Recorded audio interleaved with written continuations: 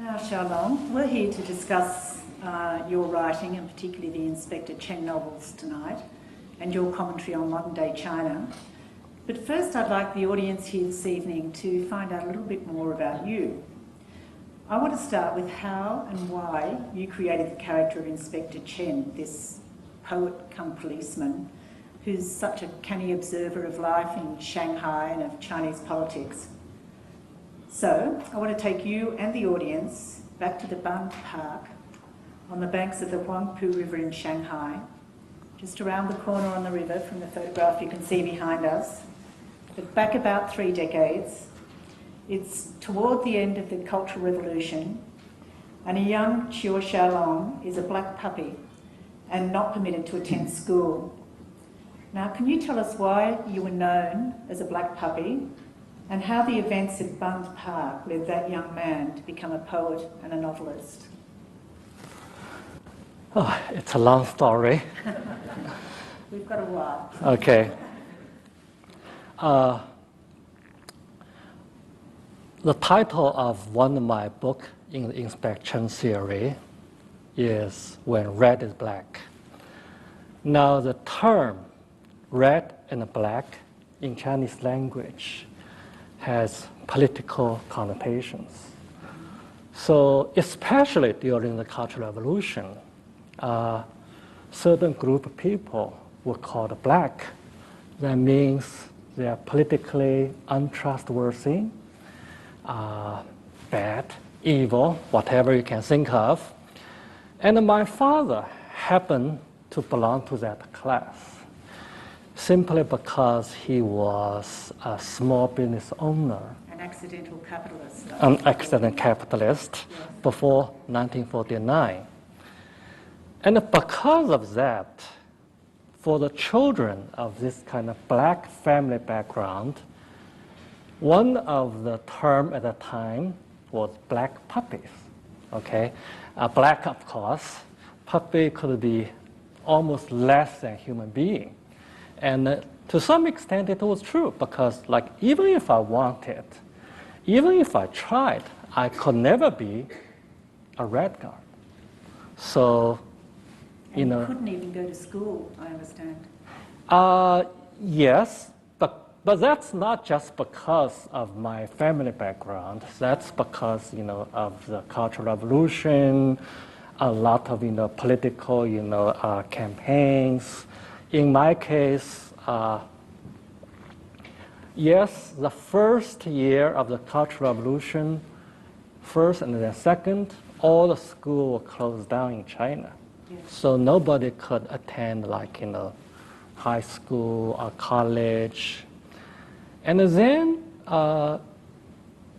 in the late 60s, there was a particular political campaign called the Educate Youth to go to the countryside to be re-educated by poor and lower middle class peasants.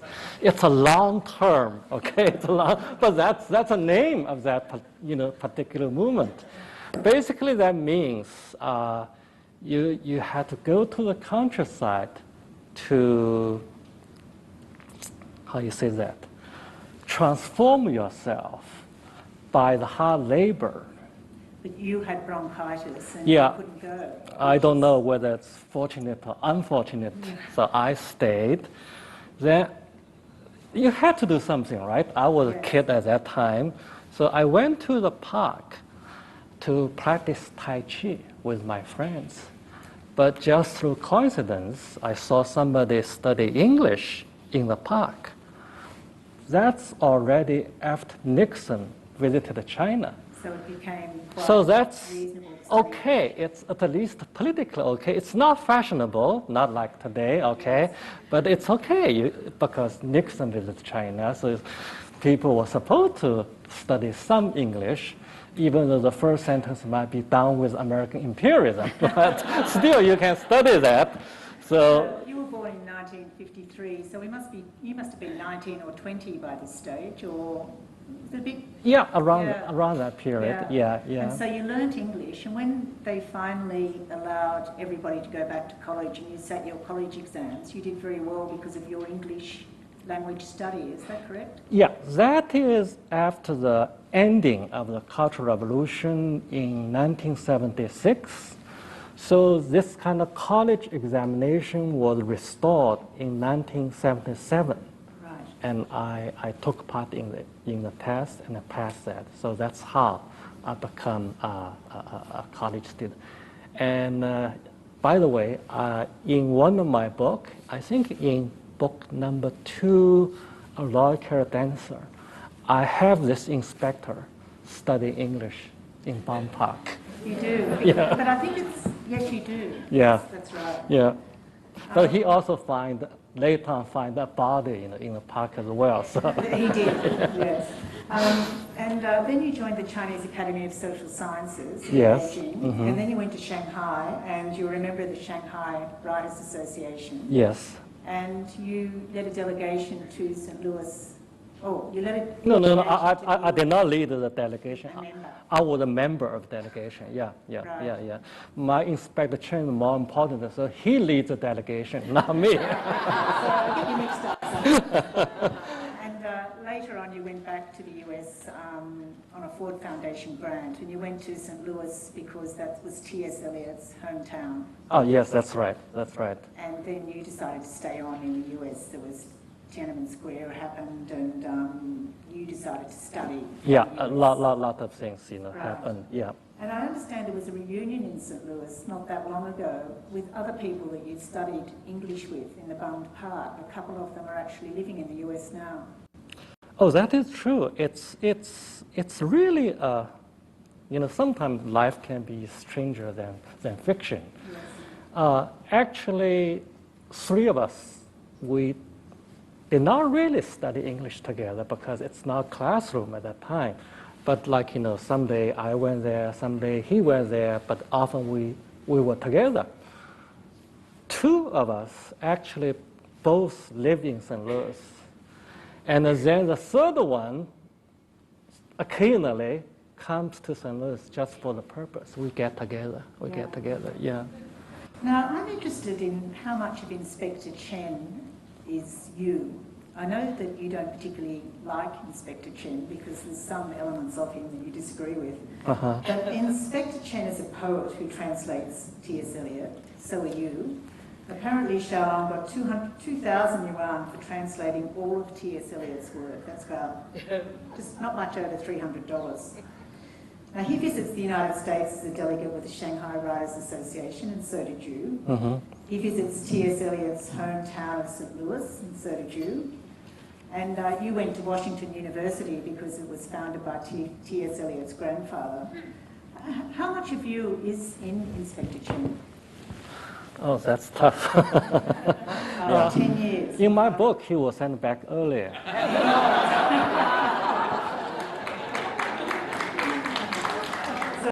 So, and I have never been a party member either. Okay, I've never been party member. And for the passion for T.S. Eliot, that is true. We share the passion. And I would have quoted even more T.S. Eliot just because my publisher won't allow me, saying it's too expensive to quote. Otherwise, I would quote more. And that's why I translate Chinese poetry instead, because you don't have to worry about copyrights. And I also share the passion with him for the good Chinese food. Yes, And there's a real gourmet touch to your yeah, novels. and for me also there's a personal reason in that because I live in St. Louis, not like in some other city like Sydney. You have a lot of good Chinese restaurants, so I really miss Chinese food, and to write about that could be something like compensation. That's why. And but yeah, I do share this with him. But I think in addition to that, maybe something can be said. For many years, I worked in China, and like him at that time, I believe, maybe my work, even though in a very limited way, can make a difference in the country, in the system. So in that sense, it's also kind of the projection of my imagination, what I could have done had I stayed in China. Oh, that's interesting. Yeah. You returned to Shanghai in 1995 and you felt compelled as a writer to reflect on the changes in the city and in China itself. Mm-hmm. And there are several themes that are evident in all of your novels, and I'd like to touch on some of them, but just briefly, I think those themes are inequality, corruption, big bucks businessmen, the role of high-ranking cadres and their children. But first of all, and pollution, which is coming up, but first of all, let's have a look at corruption.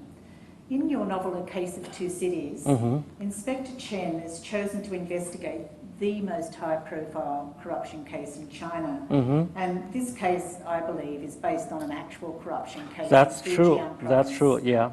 And it was a multi-billion-dollar smuggling ring. And in reality, the ringleader fled to Canada. And But he was sent back. Just last month. Just last month, After 10 years. In my book, he was sent back earlier.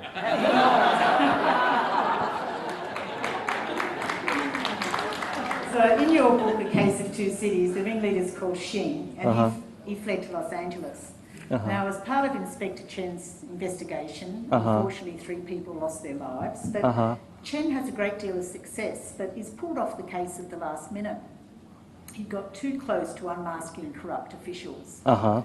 And you write, it was a show investigation. It was never meant to be taken too seriously.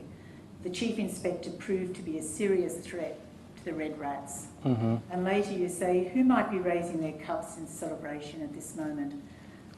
Such despair, is this justified in reality? And will corruption investigations still be show trials, or is there a realisation, a growing realisation, that corruption is a real danger to economic growth in China? First, let me say this. I just talked to a professor about Chinese humor. That's a book she has just finished. And including the internet humor, black humor. I mean, surrounding the event of Lai Changxing's coming back to China, if you Changxing being the real. if you check, the reaction on the Chinese internet, I would say it will be similar to what you have just said. A lot of people, oh, is that true? Something else? Why, he's sent back at this juncture? I mean, no one can say how reliable the information is, right? But people have a lot of speculation about this kind of situation, about corruption being exposed and why and how, the power struggle. Yeah. So you think there's cynicism about corruption investigations? Yeah, definitely, yeah. You also touch on the media in your novels a bit. In Death of a Red Heroine, the journalist character Wei Hung refers to her career as having to pile lies upon lies. Your character Detective Yu says at one stage, with all the media operating under government control, self-policing may never be practical. It won't work for a ruling party accountable to no one. These were set in 1990. In your view, is the media still so tightly controlled, and can you see any change? I mean, if you want to say, if you compare what is published at that time and what is published now, certainly there's some change, right? And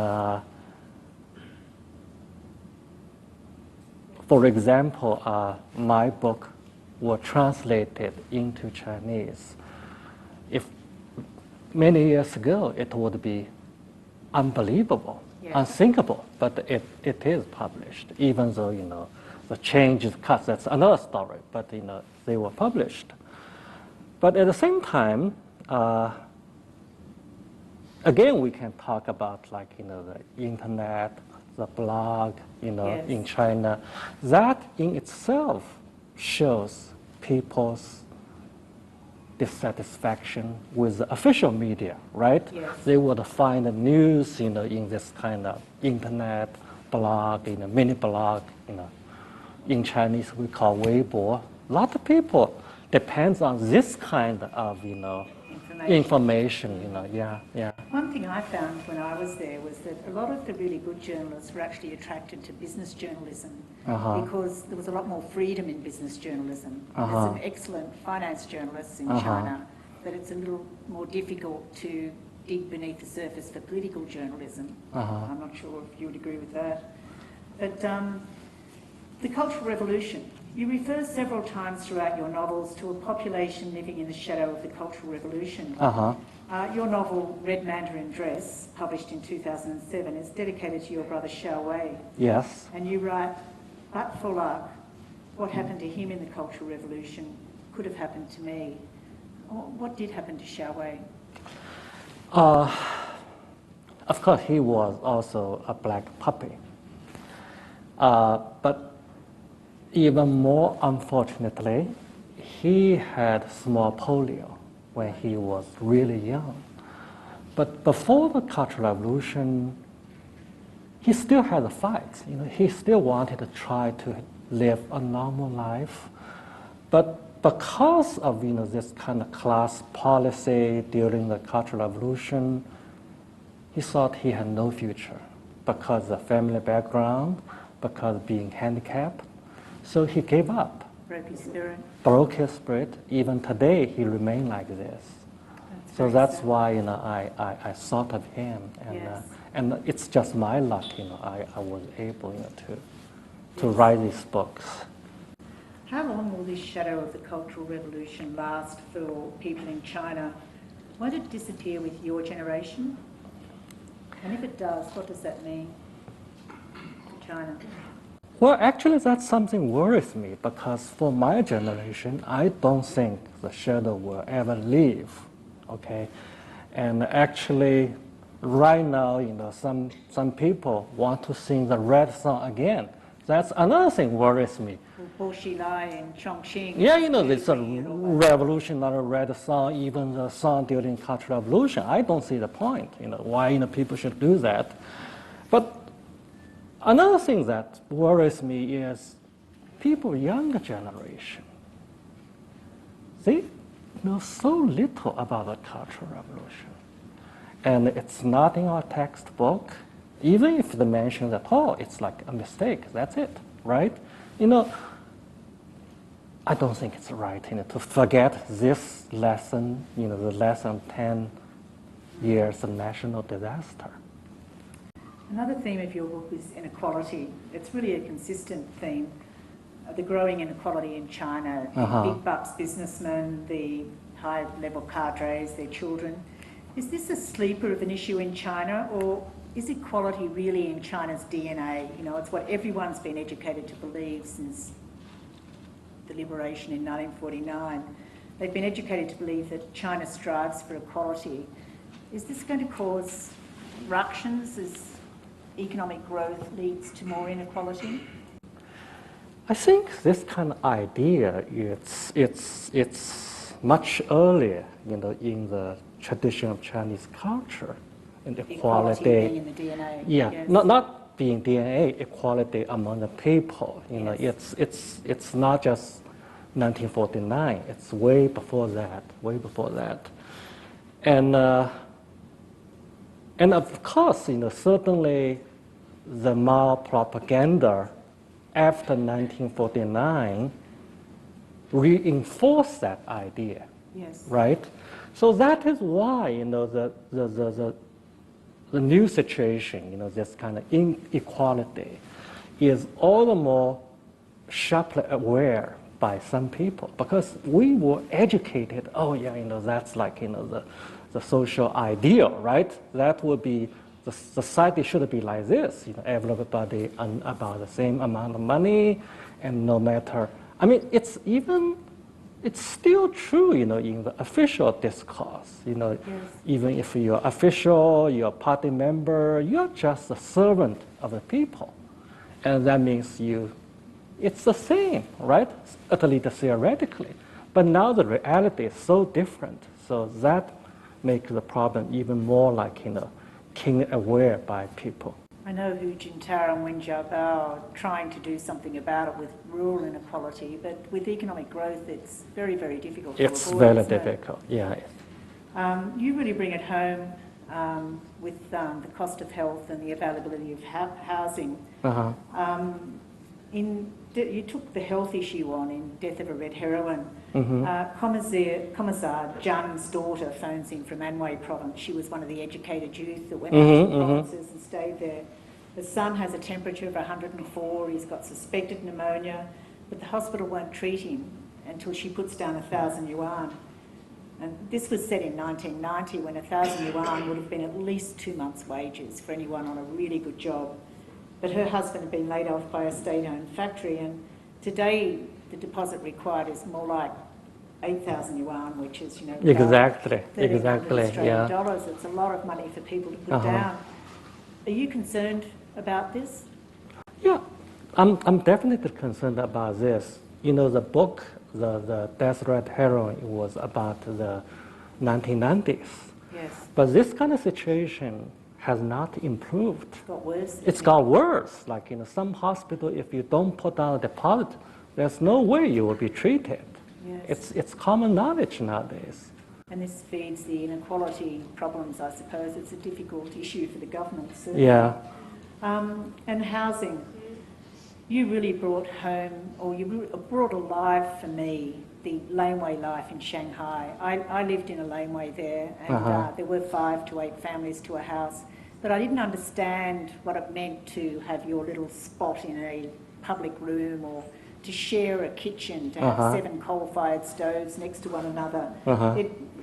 And you had 12 families squeezed into shikaman houses. And the neighbourhood committees, and the lack of privacy. It's quite incredible. But you place a great deal of emphasis on the importance of housing, the lack of it, the price of it. And do you think we're seeing that now in cities like Shanghai, Guangzhou, Beijing? This insatiable demand for housing is leading to an increase in prices. And do you think it's a cultural thing? People just want to get out of this situation? Yeah, I think it's quite complicated. About the earlier living condition, we have one comedy show called 72家房客. So that means in one shikuman house, it's 72 families. 72? That's a name of play, right? It's a well-known play, so maybe a little bit exaggerated. Yeah. And if you are aware, the housing price per square meter today, and you can also understand why people living in a lane, a little corner, right, worth fighting for. Yes. Yeah, we call it a commonplace. It's like some in the bed. Every square meter. Yeah. And some people say it's something in the Chinese culture. I don't know about that. People really value the place you live. If you can, you have your own home, things like that. But in the last 20 years or a little bit more, a little less, the housing condition in China, in the large cities, for some people, has improved greatly. You have to say that. In the past, it's almost same for everybody except some real high party official, right? Other than that, people just. But now, if you go to Shanghai or Beijing, I would say at least quite a large number of people living in the new apartment with modern facilities. So that's a big improvement. But at the same time, there are still a lot of people living in the same old condition as before. In March, I was in Shanghai, and my new book, in the year Red Dust, is based on a real lane in Shanghai, on the corner of Jining Road and Fujian Road. Almost in the centre of Shanghai. In the center of Shanghai. So for the Shanghai Literature Festival, I led 2 groups of people back to this walking tour. Yeah. And they say it's like sold out event. So we had to go 2 groups that day. Yeah, and it's true. The same condition, and of course it's very emotional, for me. Yes. Like, a lot of people still living there, and they come out, they recognize me. It's yeah. And they're not necessarily poor people, are they? In our laneway, I mean, well, they're poor to the extent they haven't got great housing, but they were dressed very well, going off to work every day, and living in conditions that are almost unbelievable for us.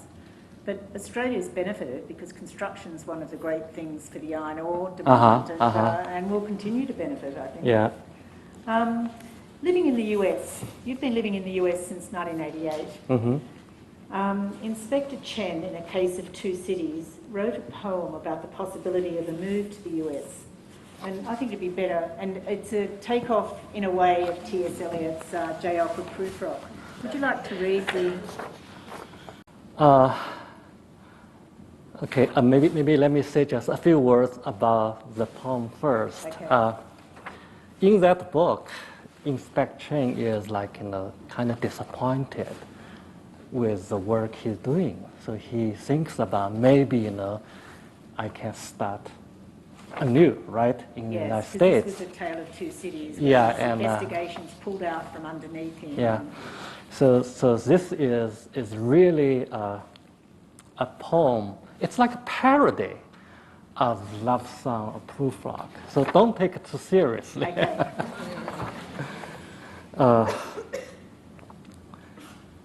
Would it be worthwhile to bite a Mac with a smile? Should I explain a Chinese joke with the help of English book? After the baseball chips and dips and helpless tongue slips, they will think how yellow his skin. What will they say to my quoting from Shakespeare, Donne, and Hopkins? In short, I'm not sure. But they will say how strong his accent. So, has it been like that? Do you have the same misgivings yourself about settling in the US, or did you have an easy ride and obviously you like it, you've been there for quite a while? Well, I shouldn't say it is true, but it's exaggerate a little bit for the book, right?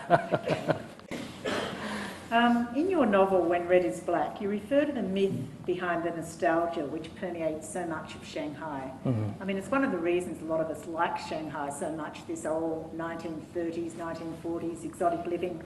But you write, the suffering of the people shut out of it.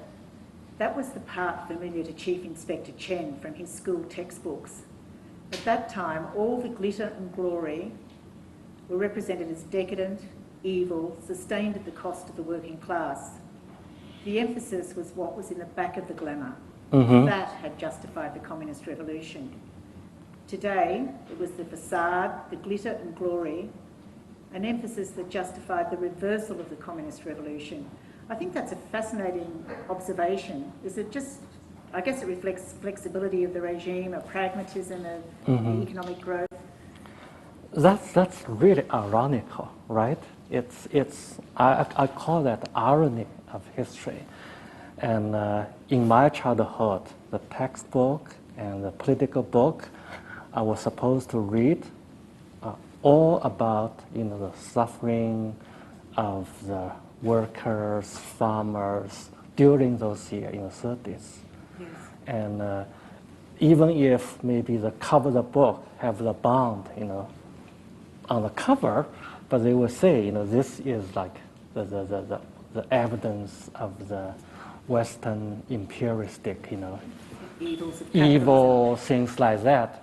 But now it's just the other way around. Now it's a celebration. It's celebration of it. Actually, the idea of this book came to me because of the irony history. Because, as I mentioned, my father was black, right? So one year I went to my father's grave, and it's Chinese convention, you go to his grave from time to time. So I stopped thinking, because that year, the capitalists in China no longer called a capitalist, right? And no longer black anymore. Nowadays in China, if you make big money, you're good. You're politically good. You're almost red, right? But if Some of them are red. They've joined the party. yeah, join the party, right? So that's how the title of the book came, When Red is Black. Right. And it's really about, in this kind of ideological turning upside down, how tragedy can take place.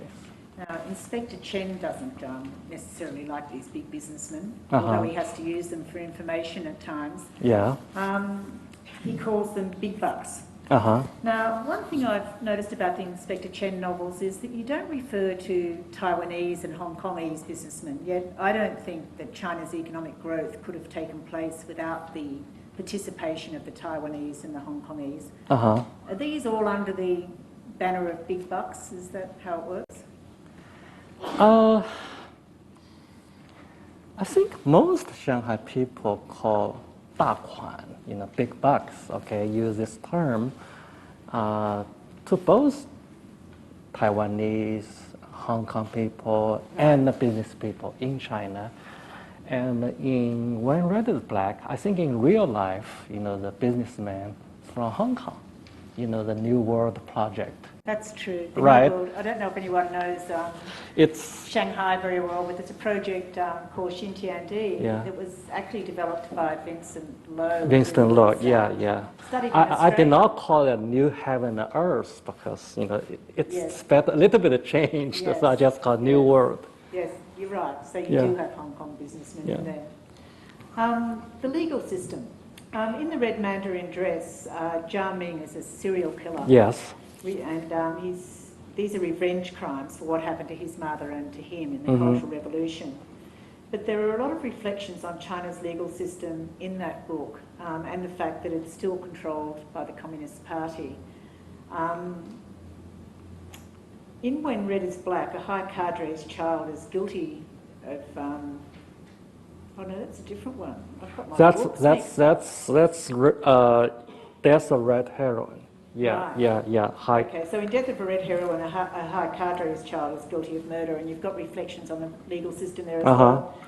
But the conviction and execution's not for murder, but for a decadent lifestyle under the influence of Western bourgeois ideology. Yes. Could you get away with a charge like that today, do you think?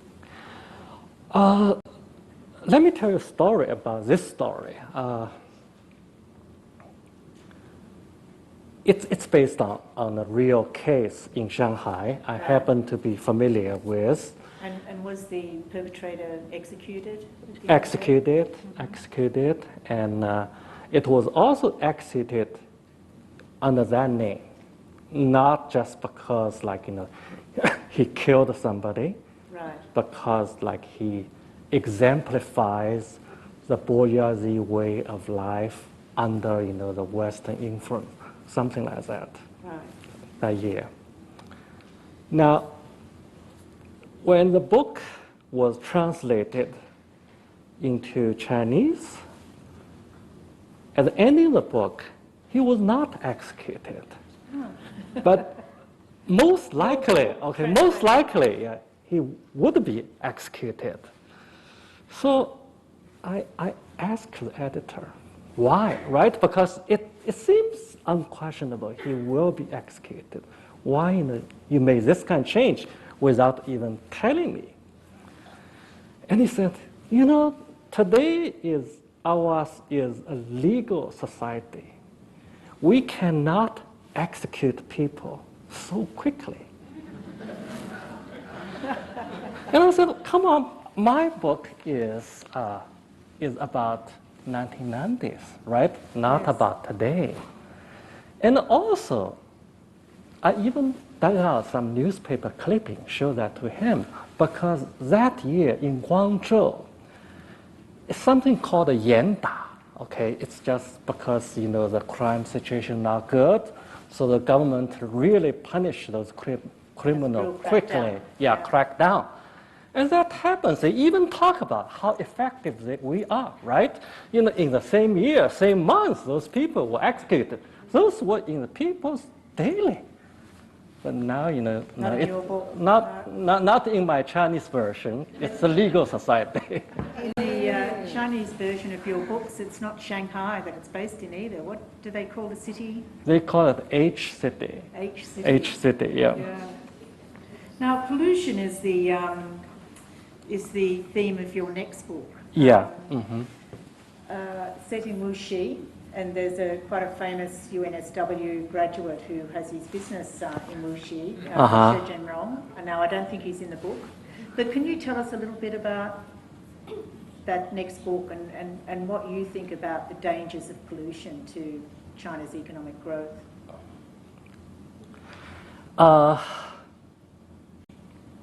You know, I happen to be in Wuxi. I go back, you know, to China quite frequently. Wuxi is about an hour out of Shanghai. An hour with bullet train, maybe less than an hour. Yes. Yeah, from Shanghai, so it's really convenient. So I was there, and again, you know, the whole idea of the book came in an image. I saw a young little girl, you know, paddling the lake water, but when she took her foot out, it's covered with green slime. So it's a horror, you know, it's a horror. So I had to write something about that. And for me, it's not just, you know, the pollution itself. It's like how and why, you know, Chinese people, at least some Chinese people, want to do this kind of thing. And will allow this kind of thing happen. It's not just like, you know, the nature polluted, the human mind polluted as well. And I don't know how many years it will take, you know, for this lake to recover, because maybe just a couple weeks ago, the green algae appeared in Qingdao, right? And as I read somewhere else, Wuxi has staged comeback again, maybe not as serious. So I'm not that, you know, optimistic about this battle. Yeah, China's doing a lot in terms of green energy and renewable energy, and they're trying, but... Yeah, they're trying, like my Inspector Chen is also trying.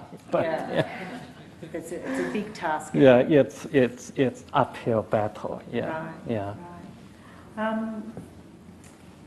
Perhaps we'd like there may be questions from the audience, then sick of listening to my questions. Okay.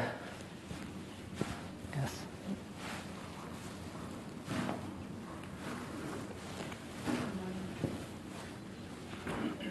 We'll just grab a microphone. I'll just ask one more question while we're waiting. Okay. How has Inspector Chen evolved over the decades since you first created him? And if he has evolved, is that a reflection of how Chinese people and Chinese politics have evolved over that period? I think in the first book, you can see he's more idealistic, right? And he's still idealistic in his way, okay?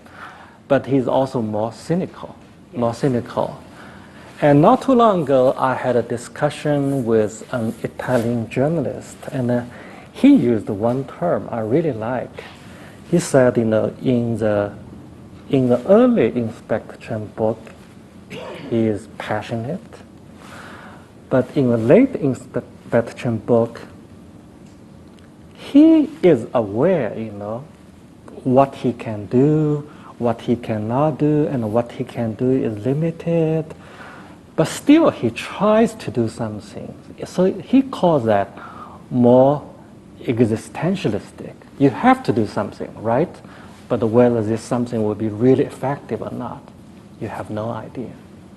And do you think, in my reading, the Inspector Chen becomes more and more aware of what he has to do to work within the system and get around the roadblocks Again, you know, time that's goes something on, more widely. I'm not happy with him. Oh, that's why you don't like him.